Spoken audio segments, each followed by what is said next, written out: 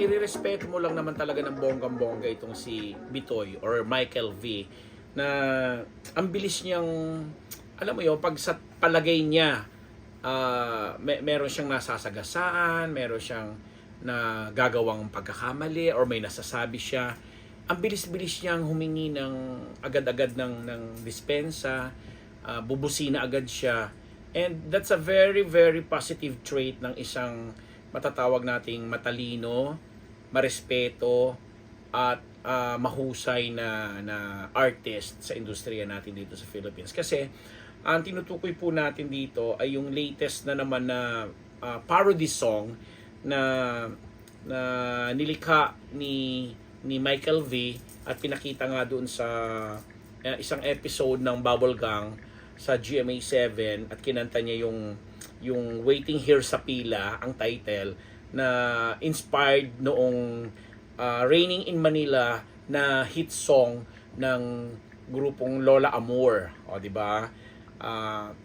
Na actually itong grupong Lola Amor, tuwan-tuwa talagang sinaluduhan nila ang pagiging brilyo, pagiging mahusay na composer, singer, and yun na nga, parody lyricist and musician itong si Michael V.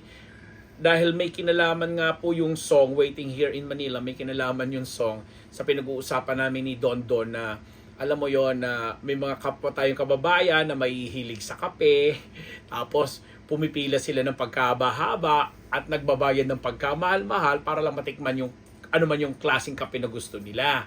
'Di ba? And doon sa lyrics ng song, parang sinasabi doon hindi naman niya sinisermonan, hindi naman preachy yung dating. Pero doon may mga lyrics kasi doon na parang sinasabi ni Michael V doon na parang ang kapal naman ng mukha mo na yung may mga iba kasi sabi niya base yun sa experience niya at ng mga malalapit sa kanya yung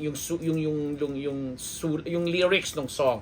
At sinasabi nga doon na parang may mga kababayan tayo na kahit wala nang pambiling ulam, walang naibabayad na bills o walang pamasahe, whatever, pero nagagawa pa rin na pumila at makipagsiksikan pa nga sa pila ng mahaba para lang masabing in sila doon sa mga bagay-bagay na may kinalaman sa pag-appreciate or pag-ano ng kape.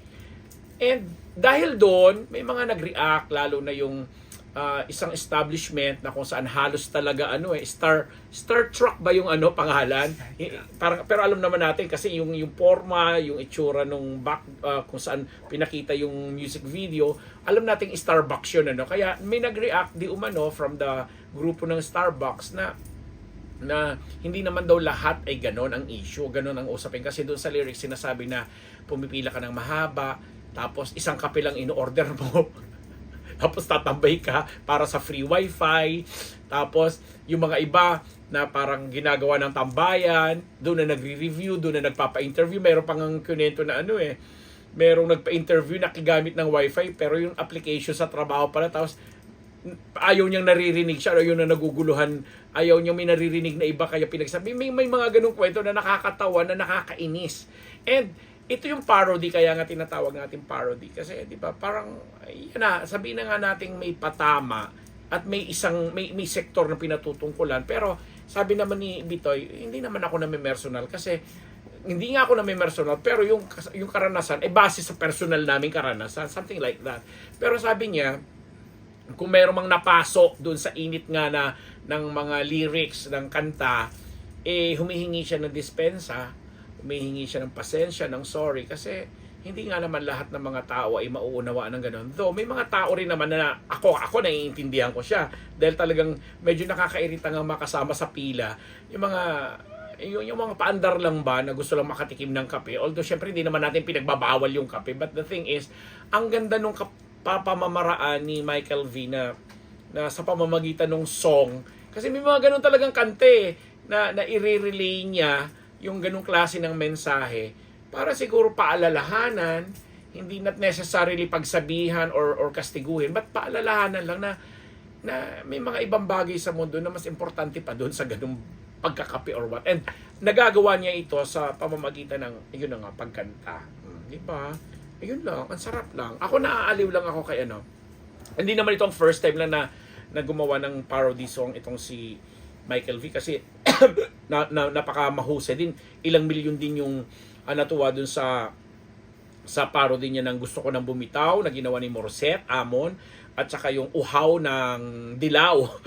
'Di ba? Ang daming na inaengganyo, ang daming talagang na-rediscover yung pagiging genius ni Michael V. But more than that, kami dito sa Unbearable Channel, ang tinitingnan ko dahil doon sa gesture niya na mabilisan at agad-agaran siyang humingi ng pangunawa, pasensya sa mga napasok. Sabi nga niya, napasok, medyo tinamaan, nasagasaan, etc. Sabi niya, pasensya na po kayo. Talagang may mga grupo talaga siguro sa mundo na mga tao na matutuwa, meron bang namang hindi natutuwa. Kaya sa mga hindi daw natuwa at nasaktan, sorry po daw sa inyo. Kasi naunawaan natin yon. And ako naman, ina-acknowledge ko at hinahangaan ko ang isang Michael V sa pagkakaroon ng, alam mo yon, kakaibang humility. Sabi nga natin kanina sa unang sinabi ko na kakaibang talino, kakaibang husay, at kakaibang kabutihan sa puso niya. Dahil, yes, may mga nalilika siyang kanta, may mga nalilika siyang mga gawain na sabi nga natin hindi naman lahat ay ina-appreciate or ina-admire. And yet, pag mayroong ganon, sasabihin, sa industriya kailangan natin yan. Dito sa showbiz, kailangan natin ang mga taong ganyan na, alam mo yun, marunong kumilala at marunong tumingin kung kailan sila dapat tumingin ng pasensya or ng pangunawa sa mga taong sa tingin nila ay medyo na nasasagasaan nila ang prinsipyo o ang paniniwala. And nakakabilib ka lang, Bitoy. Keep it up. Mahusay ka. Ever since, sabi namin, idol ka man naman namin. Di ba? Ang husay-husay mo. At lagi ka naming susuportahan dito sa Unbearable Channel. Ako, ang inyong lingkod, Papa Unbearable, Ambet Nabus. Nagpapasalamat po uli sa mga subscribers at sa ating mga sponsors dito lamang sa Unbearable Channel.